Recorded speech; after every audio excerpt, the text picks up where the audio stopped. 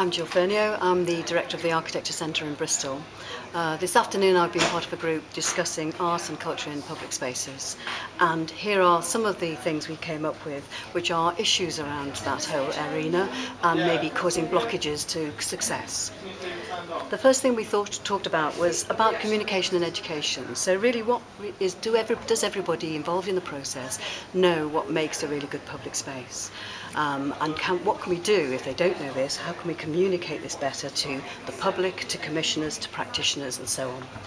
And we thought we could do this. This would have a high impact on the results, on our success, but it was actually quite hard to do. It was a long-term process. It was about a cultural shift, but we could do it through better communications in our own networks and then wider dissemination to the public through the organisations involved.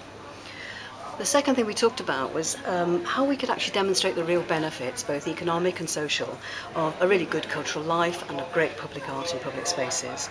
And we thought this was really about collating what we knew already, maybe some research, but mostly we think that information is available. So it's about giving our network of people access to this information, access to evaluation material, making it more readily available, and improving the existing websites and communication channels. And we felt this would have a really high impact and actually be comparatively easy to do.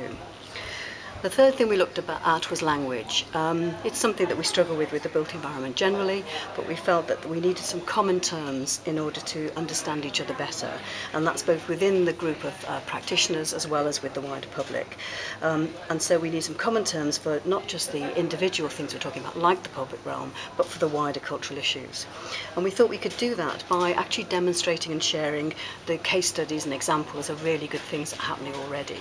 So we might produce a glossary of terms, but actually more than that, it's about showing people what exists and what's good and what has an impact. And we thought this also would have a very high impact and be relatively straightforward and easy to do.